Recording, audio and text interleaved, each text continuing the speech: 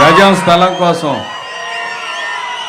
అన్నదమ్ముల మధ్య విభేదాలు, కోర్టులకు వెళ్ళి చనిపోవటాలు, కొట్లాటలు ఉన్న పరిస్థితుల్లో 33,500 ఎకరాల భూమిని చంద్రబాబు నాయుడు గారి పిలుపు మేరకు ఇచ్చిన మీ అందరికీ ఉద్దేశించి మాట్లాడవలసిందిగా కోరుకు. ఓకే అమ్మా.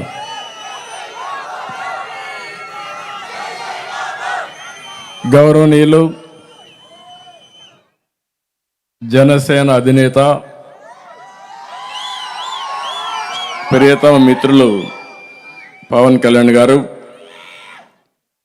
వేదిక పైనున్న తెలుగుదేశం పార్టీ జనసేన నేతలందరికీ ఈరోజు అమరావతిలో మాకు ఘన స్వాగతం పలికిన అమరావతి రైతాంగానికి, రైతు కూలీలకు, ప్రజలందరికీ కూడా పేరు పేరున మనస్ఫూర్తిగా నమస్కారాలు, అభినందనలు, శుభాభినందనలు.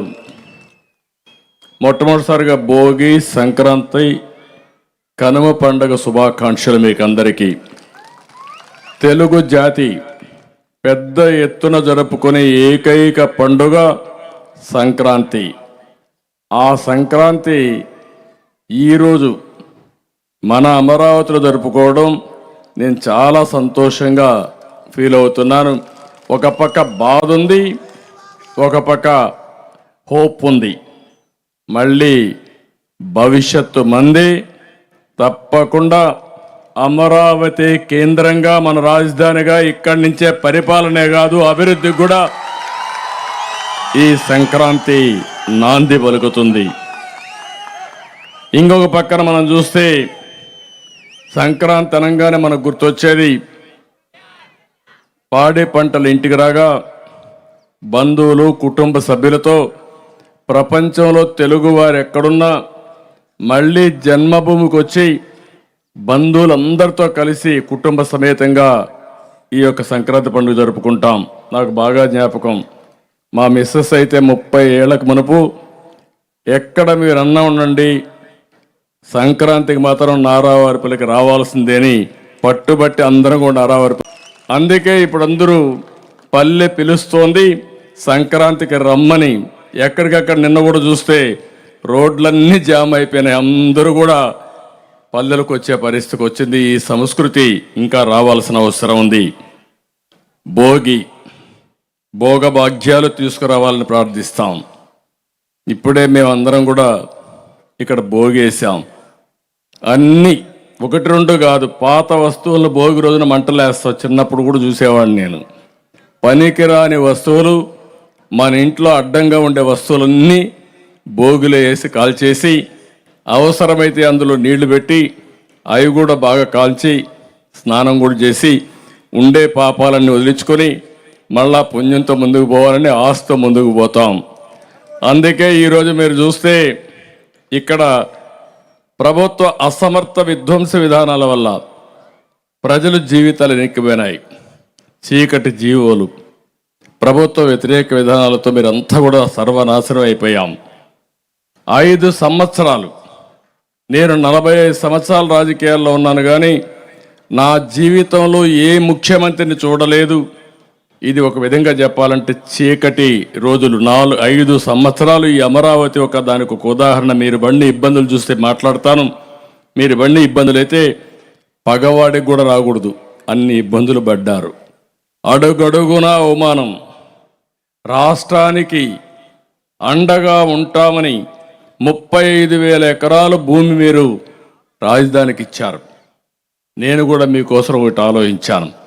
ఇంత ఉదారంగా వచ్చిన మిమ్మల్ని రాజధాని నిర్మాణంలో భాగస్వాములు చేసి పేదరిక నిర్మూలన ఏ విధంగా చేయగలుగుతామో, ప్రజలతో కలిసి సంపద ఏ విధంగా సృష్టిస్తామో దానికి నాందిగా అమరావతి కేస్ స్టడీగా ప్రపంచంలోని మిగిలిపోయేట్టుగా మనం ప్రారంభించాం. అది జరుగుంటే అదే జరిగేది, కానీ అది జరగలేదు. అందుకే ఈరోజు మీరు అందరూ చూస్తే అమరావతి ఏవైతే ఉన్నాయో మళ్ళీ ఆ చీకటి జీవోలన్నీ తగలబెట్టాం. ఈరోజు నేను, పవన్ కళ్యాణ్ గారు మేమిద్దరం హామీ ఇస్తున్నాం, మన రాజధాని అమరావతి. ఇది ఆంధ్రప్రదేశ్కి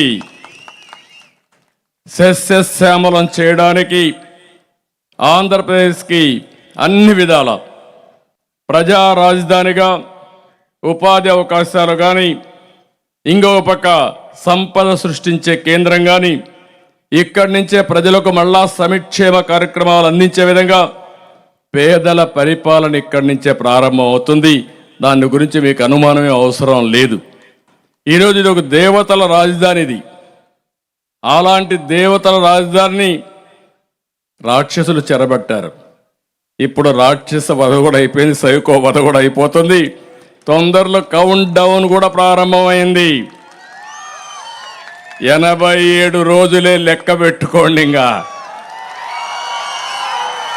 ఈ రోజు నుంచి 87 రోజులు కౌంట్ డౌన్ ఇక్కడి నుంచే ప్రారంభిస్తున్నాం. ఈ అమరావతి నుంచే ప్రారంభిస్తున్నాం. లెక్క పెట్టుకోమంటున్నా. అప్పుడే ఆ సిమ్టమ్స్ కూడా ప్రారంభమైన అమరావతిలోనే కనపడొస్తున్నాయి. సిమ్టమ్స్ కూడా మంచి రోజులు వస్తాయని శుభ గడియలు తలుపు తట్టే పరిస్థితికి వచ్చింది. అందుకే ఇప్పుడిప్పుడే ఎక్కడికక్కడ ప్రజల్లో కూడా ఒక నూతనమైన ఆశ కూడా వచ్చే పరిస్థితి వచ్చింది. మనం ఈరోజు ఇక్కడ మీరు చూస్తే ఒకటి కాదు, చాలా ప్లే కార్డ్స్ అన్నీ కూడా మనం ఇచ్చేసాం. రాజకీయ హింసని, అక్రమ కేసుల్ని, మోసపు హామీల్ని, బడుగు బలహీన వర్గాలు ఉసురుదీస్తున్న మదాన్ని, ఇంకొక పక్కన మీరు చూస్తే 1-2 కాదు, జగన్ అహంకారాన్ని కూడా ఈ బోగులో తగలబెట్టాం. ఒక అహంకారాన్ని, పేదల్ని పట్టి పీడిస్తున్నటువంటి ధరల పెరుగుదల, అంగన్వాడీ ఈరోజు పండగ పూట కూడా రోడ్డు మీద ఉండే విధంగా నిలబెట్టాడంటే, ఆడబిడ్డల్ని రోడ్డు పాలు చేశాడంటే, వాళ్ళ సమస్యలు పరిష్కారం చేయలేదంటే అది ఈ ప్రభుత్వం యొక్క అహంభావం అని చెప్పి కూడా నేను మీకు తెలియజేస్తున్నా. ఇంకో పక్క యువత తమ్ముళ్ళు చాలా హుషారుగా ఉన్నారు, కానీ మీకు ఉద్యోగం మాత్రం లేదు, జాబ్ లేదు. నిరుద్యోగ సమస్యను కూడా తగలబెట్టాం. భవిష్యత్తులో ప్రతి ఒక్క తమ్ముడికి ఉపాధి కల్పించే బాధ్యత తెలుగుదేశం, పవన్ కళ్యాణ్ గారు ఇద్దరం కలిసి జనసేన తెలుగుదేశం పార్టీ తీసుకుంటామని చెప్పి కూడా మీకు అందరికీ చేస్తున్నా. ప్రజల కష్టాలు, నష్టాలు, బాధలు, సమస్యలు అన్నీ కూడా ఈరోజు ఈ భోగులో తగలేశాం. అన్నీ మంచి జరగాలని మనస్ఫూర్తిగా ఆశిస్తున్నా. మన సంస్కృతి సాంప్రదాయాలు మీరు ఒకసారి చూస్తే, ఒక పక్క ఈరోజు భోగి, రేపు సంక్రాంతి.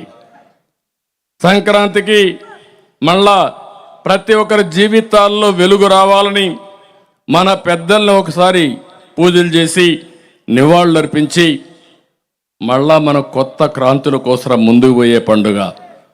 మన సంస్కృతిలో ఇంకో భావం చూస్తే ఎల్లుండు కనుమ పండుగ రోజున పశువులకు కూడా పూజలు చేసి పశు సంపద పెరగాలని, తద్వారా పాడి పంటలే కాదు పశు పంటలు కూడా, పశు సంపద పెరగాలని మనం ఆకాంక్షించే పరిస్థితికి వస్తున్నాం. ఇలాంటి ఒక సుసంపన్నమైనటువంటి సంస్కృతి సాంప్రదాయం తెలుగు వారి సొంతం. దాన్ని నేను గర్వపడుతున్నా. కానీ ఈరోజు నాకు ఒక బాధ కూడా ఉంది. ఈరోజు పండుగ కూడా సరిగా జరుపుకోలేని పరిస్థితిలో పేదవాళ్ళు ఉండే పరిస్థితికి వచ్చారు. ఇక్కడ మీరు చూస్తే ఒకప్పుడు సంక్రాంతి కానుకిచ్చేవాళ్ళం. 6 రకాల వస్తువులతో సంక్రాంతి కానుకిచ్చాం. అదే మరి క్రిస్మస్ గిఫ్ట్ ఇచ్చాం, రంజాన్ తోఫా ఇచ్చాం. ఈరోజు పండుగ జరుపుకోవాలంటే ధరలు విపరీతంగా పెరిగిపోయినాయి. ఒకటి కాదు, నిత్యావసర వస్తువుల ధరలన్నీ పెరిగాయి. పెట్రోల్, డీజిల్ పెరిగింది, కరెంటు ఛార్జీలు పెరిగాయి, పన్నులు పెరిగాయి. ఇంకా మీరు చూస్తే పేదవాడు బతికే పరిస్థితి లేకుండా పోయింది. 10 రూపాయలు ఇచ్చి 100 రూపాయలు దోచుకునే ప్రభుత్వం ఇది. రేపు రాబోయే రోజుల్లో జనసేన తెలుగుదేశం పార్టీ కలిసి సంపద సృష్టించి మీకు 15 రూపాయలు ఇచ్చి ఆ 15ని 100 రూపాయలు చేసే విధానం, 1000ని 1000 రూపాయలు చేసే విధానం, 1000ని 10,000 రూపాయలు చేసే విధానం, పేదవాడికి సంపద సృష్టించడం ఏకైక ధ్యేయంగా ఈ 2 పార్టీలు ముందుకు పోతాయి. చాలామంది కనిపిస్తుంది ఒకే ఒక ఉదాహరణ. ఈరోజు మీరు 35,000 ఎకరాలు భూమి ఇచ్చారు. తిరిగి మీకు అందరికీ ల్యాండ్ పూలింగ్లో భూమి ఇచ్చాం. మిగిలిన భూమి ఇక్కడ కావాల్సిన రోడ్లకు కానీ, పార్కులకు కానీ, కొన్ని ప్రభుత్వ సంస్థలకు కానీ, కొన్ని ప్రైవేట్ సంస్థలు రావాలంటే వాళ్ళకి ఇవ్వడానికి కూడా భూమి పెట్టుకుని ఇంకా 8,000 నుంచి 10,000 ఎకరాలు మిగులుతుంది. ఆ 8,000 ఎకరాలు 10,000 ఎకరాలు అమ్మితే, ఒకప్పుడు నేనున్నప్పుడైతే బిగినింగ్లోనే 10 కోట్ల ఎకరా అమ్మింది. ఇప్పుడు తగ్గిపోయింది, మళ్ళా పెరుగుతూ ఉంది. నిన్న మొన్న పెరిగే సిమ్టమ్స్ కనపడొస్తున్నాయి. అంటే మళ్ళా తెలుగుదేశం జనసేన అధికారంలోకి వస్తుందని ప్రజలు కూడా నిర్ణయించుకున్నారు. అందుకే ఒక ఆశ కూడా పెరిగింది. కానీ ఇక్కడ మీరు గుర్తుపెట్టుకోవాల్సింది, ఆ 8,000 10,000 కోట్ల రూపాయలు 8,000 ఎకరాలు కానీ ఉంటే కొద్దిగా మనం అమ్ముకుంటూ ఉంటే, మార్కెట్ రేటుకి అమ్ముంటే 1,00,000 కోట్ల రూపాయల సంపద ఆ రోజుది. ఇదే 30 కోట్లకు అమ్మితే 3,00,000 కోట్ల సంపద. హైదరాబాద్లో మీరు ఒక్కసారి ఆలోచిస్తే, హైటెక్ సిటీ ఎదురుగా నేను మొట్టమొదటిసారిగా ప్రారంభించినప్పుడు ఎకరా 1,00,000 రూపాయలు. అలాంటిది ఈరోజు 100 కోట్ల రూపాయలు అమ్మే పరిస్థితికి వచ్చింది. అంటే ఎన్ని రెట్లో మీరు ఒక్కసారి ఆలోచించుకోవాలి. అది సంపద సృష్టించే మార్గం. ఒకసారి ఇక్కడ బిల్డింగ్స్ వచ్చినా, ఆఫీసులు వచ్చినా, హాస్పిటల్స్ వచ్చినా మళ్ళీ ప్రభుత్వ ఆదాయం పెరుగుతుంది. ప్రతి ఒక్కరికి ఉపాధి వస్తుంది. మళ్ళా వాళ్ళ నిత్యావసర వస్తువులు కానీ వాళ్ళకి అవసరం అడుగుంటే మళ్ళా దానిపైన గవర్నమెంట్కి ఆదాయం వస్తుంది. అదే సంపద సృష్టించడం దుర్మార్గుడు ప్రారంభించాడు. ప్రజావేదికతో విధ్వంసానికి నాంది పలికి 5 సంవత్సరాల్లో కూల్చడం తెలుసు కానీ నిర్మాణం తెలియని వ్యక్తి ఈ ముఖ్యమంత్రి అని చెప్పి కూడా నేను మీకు తెలియజేస్తున్నా. అందుకే మేము హామీ ఇస్తున్నాం, తప్పకుండా భవిష్యత్తులో ప్రతి ఒక్క వర్గానికి న్యాయం చేసే బాధ్యత, నిరుపేదలకు అండగా ఉండే బాధ్యత తెలుగుదేశం పార్టీ జనసేన తీసుకుంటాం. రైతులకు ఎన్ని కష్టాలు ఈ 5 ఏళ్లలో మామూలు కాదు.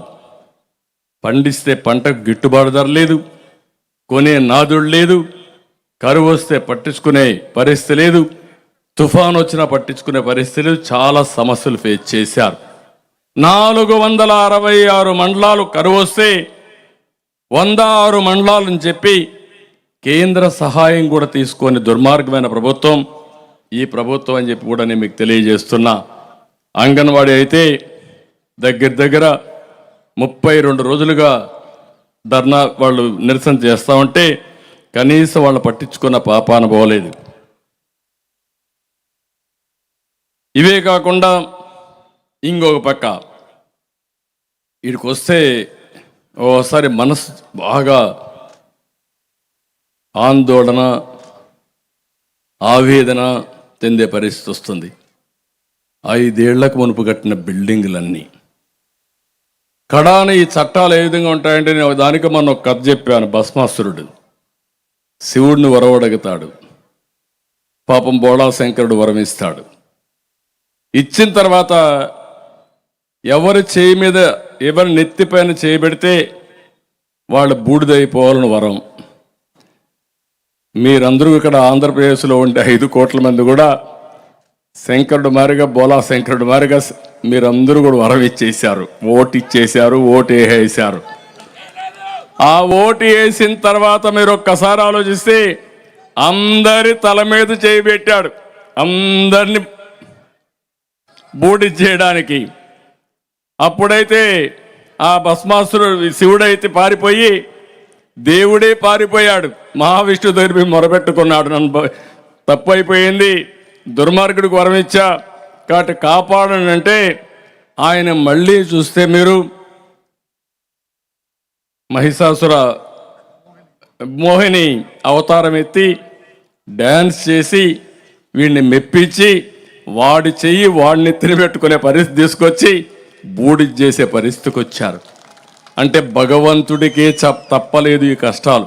నేను అందుకే చెప్తున్నా, విష్ణుమూర్తి వచ్చి చేసే వరకు ఈశ్వరుడు కూడా దిక్కు లేకుండా పోయింది. ఇక్కడ ప్రజలు ఓటేసిన తర్వాత అందరి తల మీద చేయబెట్టాడు, పెడుతూనే ఉన్నాడు. ఇంకా బతికున్నాం. అక్కడ బూడిదైపోయారు కానీ ఇంకా జీవోత్సవాలుగా బ్రతికున్నాం.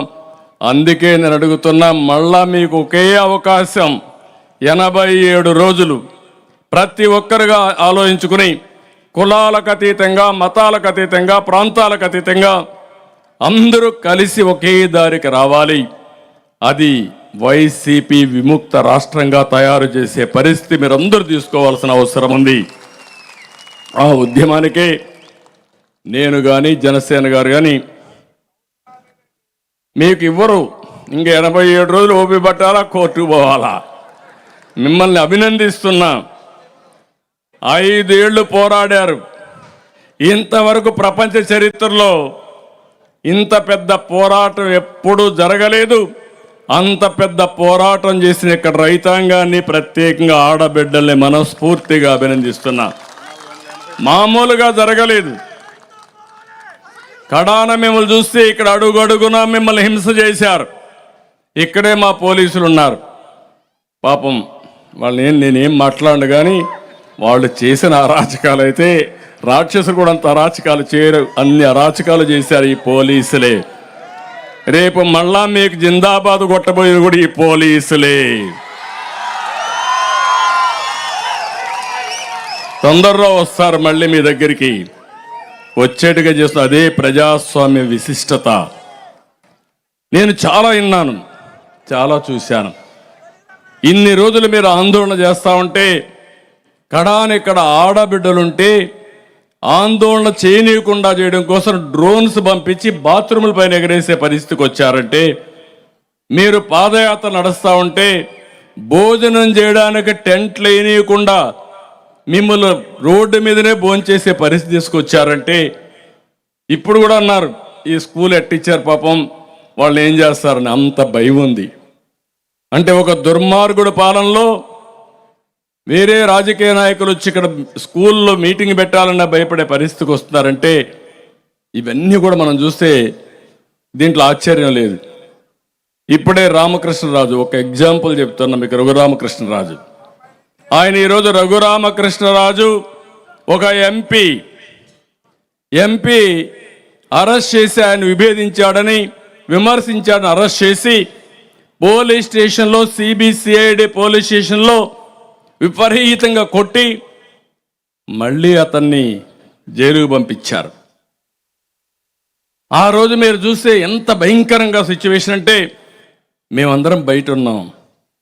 ఇక్కడ నేరుగా హైకోర్టుకి వెళ్ళాం, సుప్రీంకోర్టుకి వెళ్ళాం, ప్రెసిడెంట్కి లెటర్ రాశా, ప్రైమ్ మినిస్టర్ లెటర్ రాశా, గవర్నర్కి లెటర్ రాశా.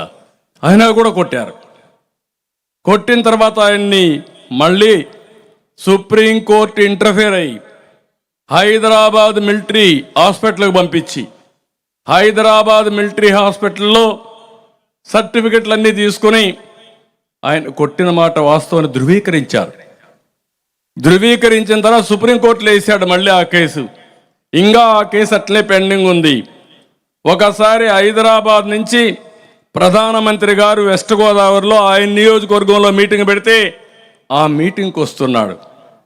మీటింగ్కి వస్తా ఉంటే అల్లూరి సీతారామరాజు గారి యొక్క విగ్రహావిష్కరణ కోసం ప్రధానమంత్రి వస్తే ఆ మీటింగ్కి పోవాలంటే ఆయన ఎక్కిన ట్రైన్ ఏం చేస్తారో తెలియకుండా చంపేస్తారనే భయంతో మళ్ళా మధ్యలో దిగి పారిపోయాడు. అప్పటి నుంచి ఇక్కడ రాకుండా ఒక ఎంపీ ఈ రాష్ట్రంలో వాళ్ళ ఊరికి కూడా రాకుండా, నియోజకవర్గానికి రాకుండా 5 ఏళ్ళు ఢిల్లీలో ఉన్నాడు. నిన్న మళ్ళా వాళ్ళ ఊరికి పోవాలంటే హైకోర్టుకు వచ్చి నన్ను అరెస్ట్ చేయకుండా ఒక ఉత్తర్వు ఇవ్వమంటే, ఒకవేళ అరెస్ట్ చేయాలంటే 41A ఇచ్చిన తర్వాత అరెస్ట్ చేయమంటే, మొట్టమొదటిసారిగా 5 ఏళ్ల తర్వాత లాస్ట్లో ఈరోజు హైకోర్టు ఆర్డర్తో వాళ్ళ ఊరికి పోయాడంటే ఒక ఎంపీ. Can you imagine? మొన్నే ఒక అతను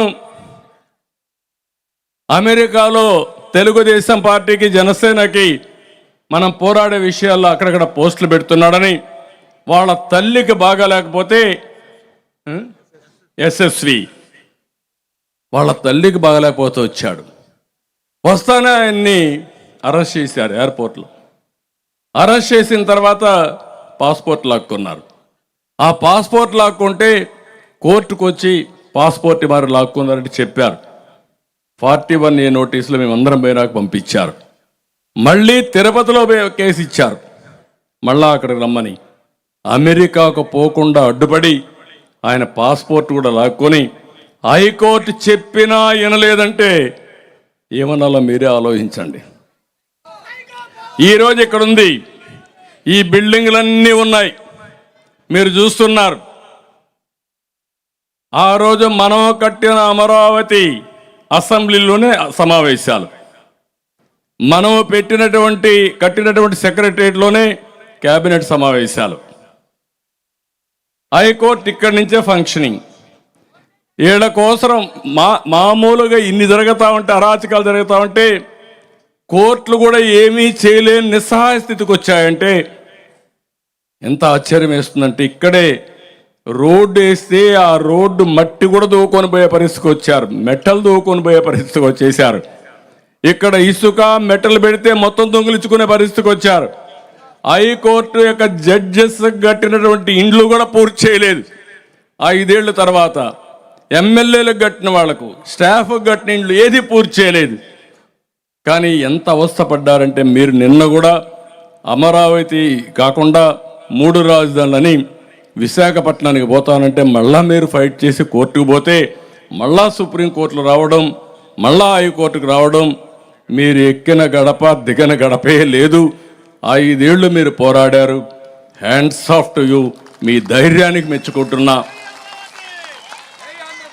మీ గెలుపు అమరావతి గెలిపే కాదు, 5 కోట్ల ఆంధ్రప్రదేశ్ గెలుపు, తెలుగు జాతి గెలిపేది. తెలుగు జాతి కోసం మీరు త్యాగం చేశారు. అలాంటి త్యాగం చేసిన మీ యొక్క త్యాగం వృధాగా పోదు, తప్పకుండా న్యాయం జరుగుతుందని చెప్పి నేను ఆకాంక్షిస్తున్నా.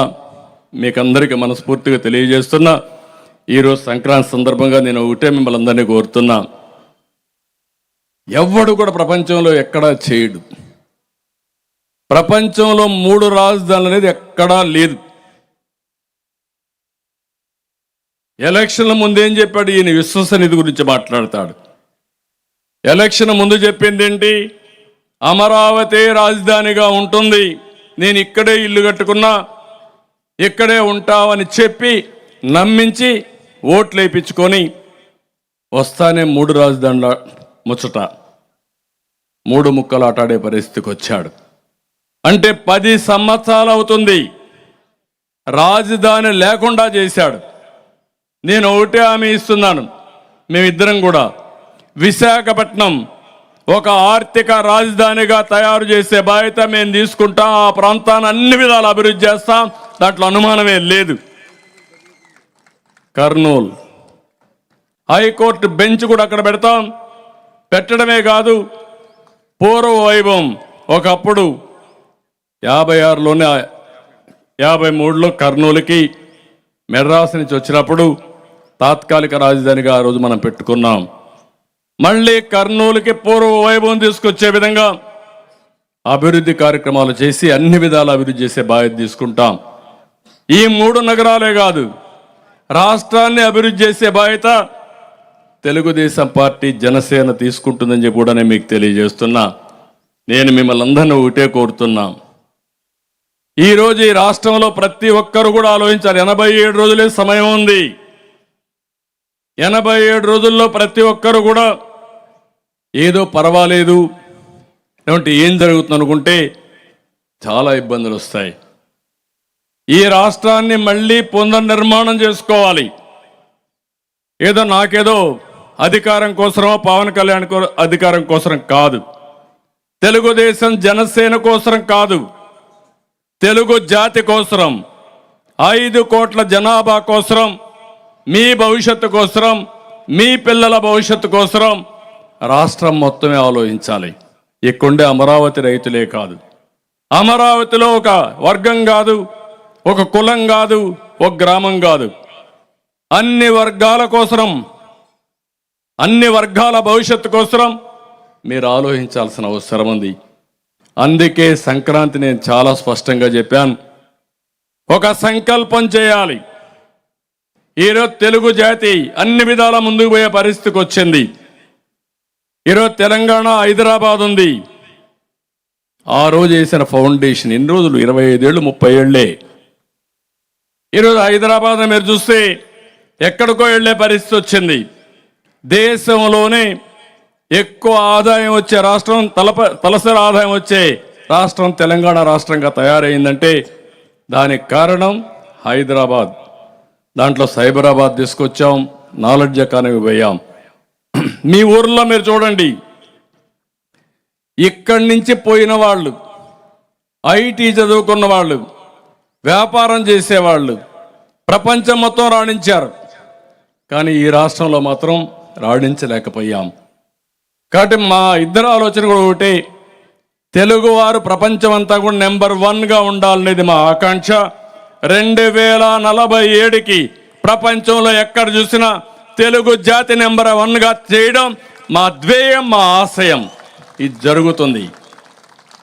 అదే సమయంలో ఈ రాష్ట్రాన్ని కాపాడుకునే బాధ్యత మా ఇద్దరిపైనే కాదు, తెలుగుదేశం జనసేన కార్యకర్తలపైనే కాదు, ప్రతి ఒక్కరిపైన ఉంది. ఇప్పటికైనా పోలీసు వ్యవస్థ కూడా మారాల. ఇంకా కూడా మారకపోతే మిమ్మల్ని దేవుడు కూడా క్షమించడు. నేను చాలా స్పష్టంగా చెప్తున్నా, అపీల్ చేస్తున్నా, గట్టిగా కూడా చెప్తున్నా. నేను కూడా 14 ఏళ్ళు మిమ్మల్ని చూశా.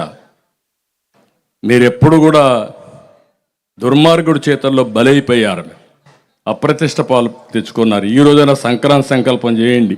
ఈ రాష్ట్రంలో మొట్టమొదటిసారిగా సంక్రాంతి సంకల్పం చేయాల్సింది మా పోలీసు వాళ్ళు చేయాల. మీ పిల్లల కోసం మీరు ఆలోచించుకోండి. మారండి. మారకపోతే ప్రజాస్వామ్యం మిమ్మల్ని కూడా మారుస్తుంది, ప్రజలే మిమ్మల్ని మారుస్తారు, మిమ్మల్ని వదిలిపెట్టరు. అలాంటి చెడ్డ పేరు తెచ్చుకోవద్దని మాత్రం పోలీసులు కూడా కోరుకుంటూ, మరొక్కసారి అందరినీ కోరేది, ఈ 3 రోజుల్లో తెలుగు జాతి మొత్తం సంకల్పం చేయాలి. రాతి యుగం పోవాలి, స్వర్ణ యుగం రావాలి. దీనికోసం మనందరం కూడా ఎక్కడికక్కడ చేయాల్సిన అవసరం ఉంది.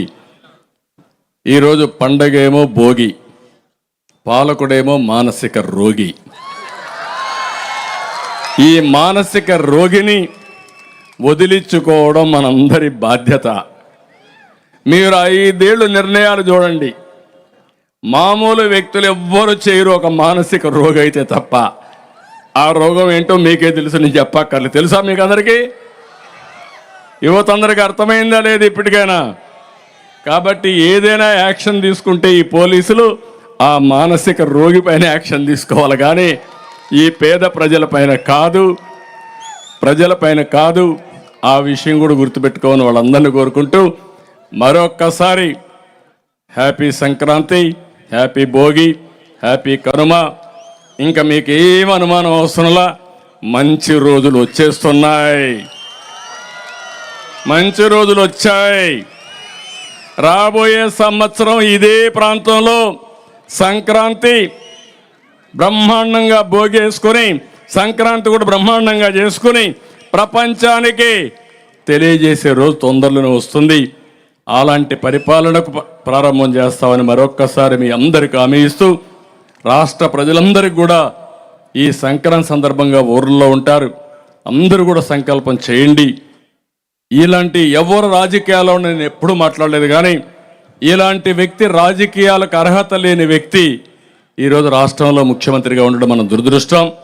కాబట్టి ఇన్ని కూడా మీరు ఆలోచించుకొని ముందుకు పోవాల్సిందిగా మరొకసారి కోరుకుంటూ, ఈరోజు మంచి కార్యక్రమం, ఆతిథ్యం ఇచ్చినటువంటి అమరావతి రైతాంగానికి, ఆ రోజు ఆంధ్రప్రదేశ్ ప్రజల కోసం పనిచేశారు, ఈరోజు మమ్మల్ని పిలిపించి మీ సంఘీభావాన్ని తెలియజేశారు.